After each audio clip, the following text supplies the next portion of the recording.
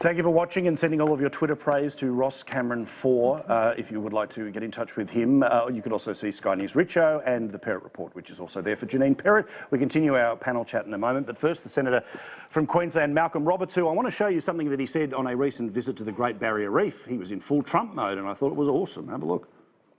Coral bleaching cannot occur from human-released carbon dioxide because empirical evidence exists to prove that humans are not causing an increase in global temperatures. The Greens are using control-oriented elitist media to push their purposeful destruction of the reef's reputation. Let's make Australia great again for everyone by protecting our barrier reef. Well, make sure you get the hat, Senator, because I think Cory Bernardi's trying to get a few made as well. Joining us now from Canberra is Senator Malcolm Roberts from Queensland and the One Nation Party. How are you, Senator?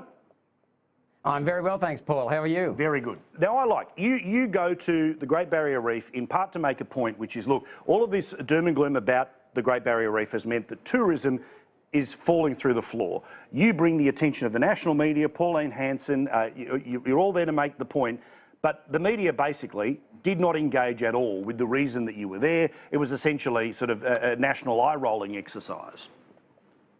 Well, I'll give them some credit. 7:30 Report actually did a very good report on the visit, Paul, and that was surprising, but that was encouraging. Yes, you're right. Some of the other media were neutral, and some of the media, of course, put their head in the sand. One bunch said, you know, we landed 1,000 kilometres from the bleaching that's occurring right now. Well, that's remarkable, isn't it? Because they used to tell us that the whole reef is dead. It's just a bunch of white skeletons. But we've got 1,000 kilometres between us and the northern part that's part of that that's bleaching. And the other thing is we actually visited an area that was bleached 3 years ago and recovered within 12 months. And that was the point of the exercise. The reef is not dead. Tourism is alive and well. Queensland's open for business and tourism. So what is the consequence at the moment of inflated concerns pushed by the Greens about how bad the reef is doing?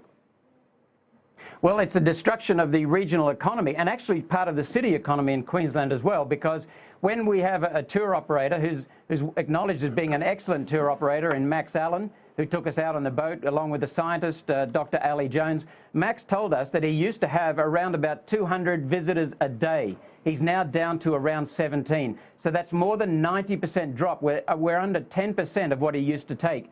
And that doesn't just affect the tour operators, it affects the service stations, the news agents, the chemists, the supermarkets, the motels, the rental cars, and all the farmers that produce food for that area to be sold. It's just devastating for rural Queensland and regional Queensland. Absolutely. Now, look, you've been in the Parliament for a few months now, and everyone's going to start writing up their highlights and lowlights of it all. You've been there for a while.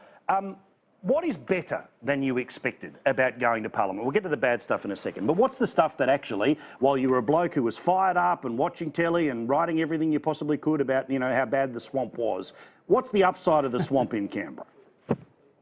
Well, the upside is that our behaviour has really been noticed. The Liberals were wary of us at first, but they very quickly, and give them credit, they realised that we weren't going to engage in horse trading and bullying and bluffing. We're engaged on each bill on its individual merits, and they really appreciate that. They know that if they treat us honestly, we will respond. And even if they don't treat us honestly, we will still be honest. Labor Party was a bit slow. I think they had a lot more fear of us. So that's the upside, that we're being treated with a lot of respect, and we've earned people's respect.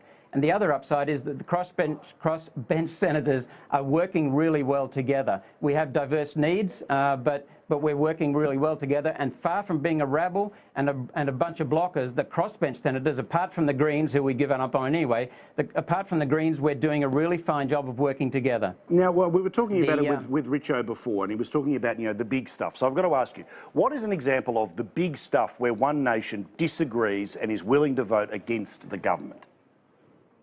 Well, the really big stuff is that what I've seen is that I knew there was very little accountability in Canberra, but I've been stunned at how little accountability there really is. We've had tens of billions of dollars of climate change initiatives, programs, jokes that have been put into practice without any cost-benefit analysis, Paul. None at all.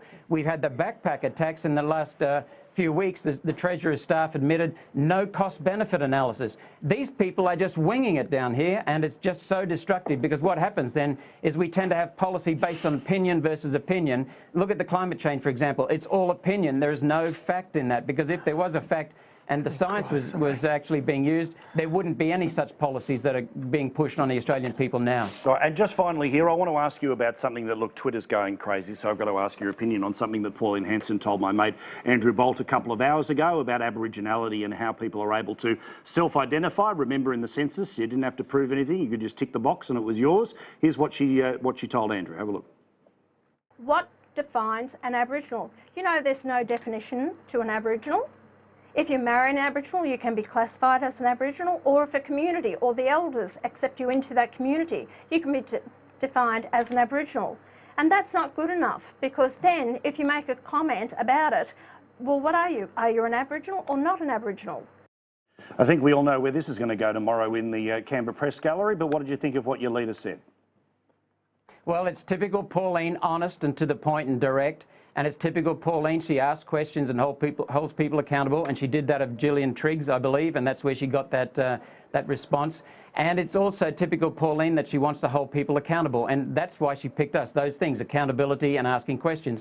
And what it leads to, I think, is a question about the welfare system. And it's very important to recognise, Paul, that Pauline Hanson is very, very popular amongst the Aboriginal community, particularly in regional Queensland and northern Queensland, because she treats them with respect.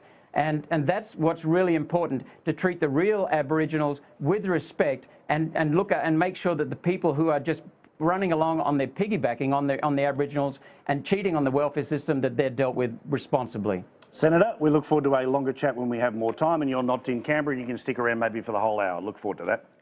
That'll be fine, Paul. See you later. Senator Malcolm Roberts joining us there from Canberra. So I'm here in conversation with Graham Richardson, with Janine Perrott and with Ross Cameron. Janine, you can tell where the media is going to go tomorrow on self-identifying as an outrage and all the rest of it. What do you think of what Pauline Hanson said? Oh, I think it's typical Pauline Hanson in the sense that that's what they want. I mean, Malcolm Roberts was right. The people at first had her in a box from the last century and expected her to say and do the same things. I think she's surprised on the upside. There's been quite a few things last week. I thought she's handled the Rod Cullerton thing well. Yeah, they'll pick on this, but honestly, in the scheme of things that's happening at the moment, I don't think it has the same impact. I think the outrage factor on Pauline Hanson, it's reasonably low these days. All right, now I want to turn our attention to... I wanted to make a point, though, not about that, Anything. but about what Malcolm Roberts was saying about the Great Barrier Reef. When I was minister, the same sorts of claims were being made. The reality is parts of the reef are always dead and then regenerate. So it's not unusual to be 1,000 kilometres apart and have good up here and bad down there. Happens all the time. It is the history of the reef. You cannot have and do not have and will never have an entire reef healthy. It's impossible. And so when the Greens make those claims, just remember you can't ever have what they're claiming that they should have. The only thing that, it's got nothing to do with carbon dioxide. The only, you do get nitrogen from all of the spin-off and runoff from the sugarcane farms, and that can do harm. But they've done a lot of repair work on that in the last few years, and I think the Great Barrier Reef Marine Park Authority does a pretty damn good job. And I think the Barrier Reef's in pretty good shape, and I wouldn't be whinging at all. All right, quickly here about Terry